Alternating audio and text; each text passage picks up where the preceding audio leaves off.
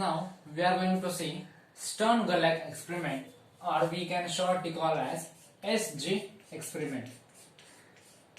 So what is the importance of this experiment is we have studied we cannot explain the hyperfine structure using classical mechanics. So why we cannot study? Because we know we have studied for sodium there is one D1 line and D2 line. So one has wavelength of, these are two wavelengths of the sodium line. This spectra can be explained using Bohr series, which was based on the classical ideas. But what happened is hyperfine structure means this D1 line was splitted in 4 different lines. Similarly, D2 line was differentiated in 6 different lines, very shortly separated. But there are distinct lines. As our power to zoom in was improved, we could see that D1 is not just single line, D2 is not just single line. They are again divided into 4 and 6 different lines. So this was hyperfine structure. This is called hyperfine structure. So this could not explain using the classical concept. So what happened? Why SG experiment is important? So it led, this experiment resulted to the new concept, and that was electron spin. And this spin could solve why they are divided into 4 and 6 different lines. Okay, so we will just shortly see what is the experiment. So there was the oven from which you get the silver ions, positively charged ions, and there was a collimator so that we will get a sharp spectra, they should not deviate, and there is a magnet. So there is a magnetic field and through which this ion should pass. And there was a screen. So what they expected, we know the Lorentz force. The magnetic force acts on the charged particle if it has some velocity, and this is the magnetic field here. So what they was expecting that according to velocity distribution we will get here a circle, right? So they will get separated like this, like cone shape, right? But what they actually seen was, they seen some particles here and they seen some particles here. So the original spectra was divided into 2 regions. They were going like this. Some particles were going like this, some particles were going like this. Notice that all are positively charged, because you might say that some positively charged may go towards North Pole, some negative charge will go to South Pole, but that was not the case. All were the positively charged particles, but they show 2 different streams after coming out the magnetic field. Okay, so I will draw it again. So I will not draw the oven and the collimator. I will start from the magnetic field. Suppose this was the magnetic field along Z direction. So we call it as SZ. So one shows plus sign, one shows negative sign.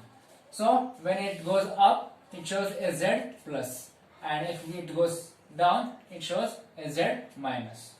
So if I apply again the Z direction field, so SZ, then I will get only one, that is SZ plus.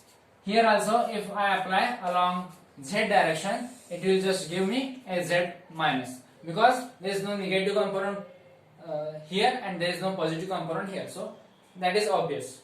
But if I apply the magnetic field in different direction, suppose I apply it in Y direction, SY, then what happens, here or here, it doesn't make any difference.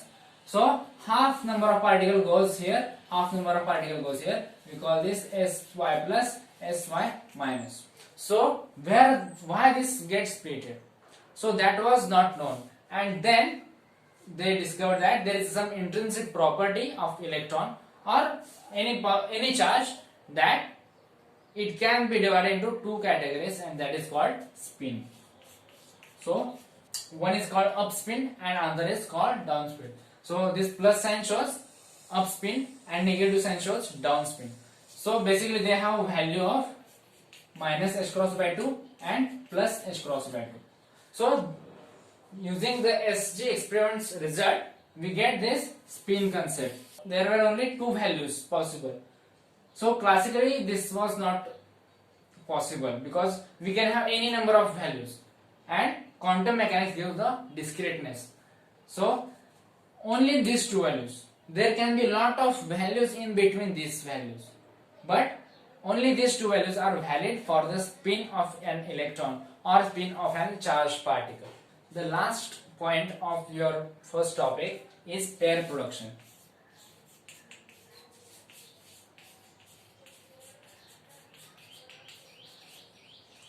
So what does this mean? Pair should mean 2. You know, pair is 2 and there is some production.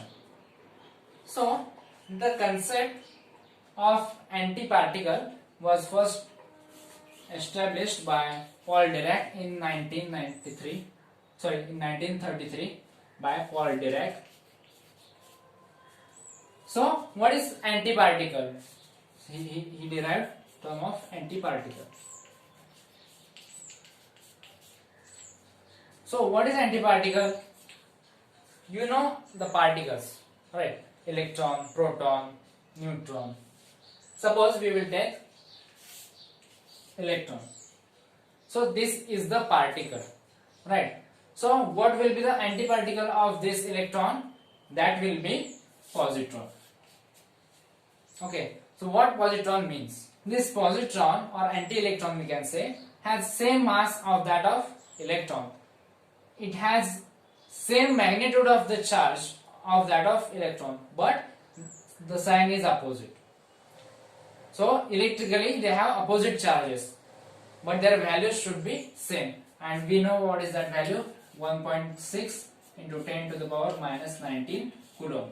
It is the value of charge on a single electron. Same value of charge has this positron. This positron has the same value of this charge. This value will be positive for positron and negative for electron. So this was introduced by Paul Dirac.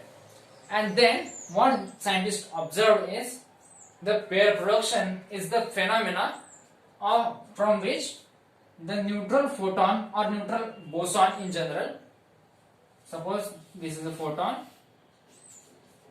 as I am telling photon but I have drawn wave. Why? Because we can use wave particle duality. Photon is a wave, wave is a particle. Both concepts can be used.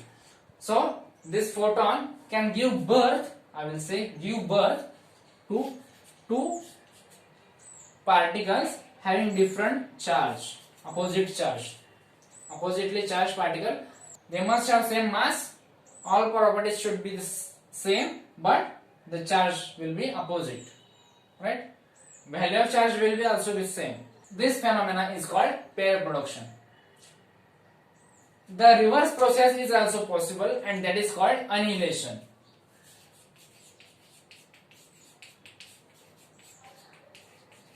So what does this mean? The two oppositely charged particles of same mass and having same magnitude of charge combines to give the photon. So when they combine, they will form a photon, right? So this idea also cannot be explained using classical theory. So this requires quantum mechanics, because first of all antiparticle was not included in the classical mechanics. So to study antiparticles we need quantum mechanics, and then in that we can study pair production and annihilation.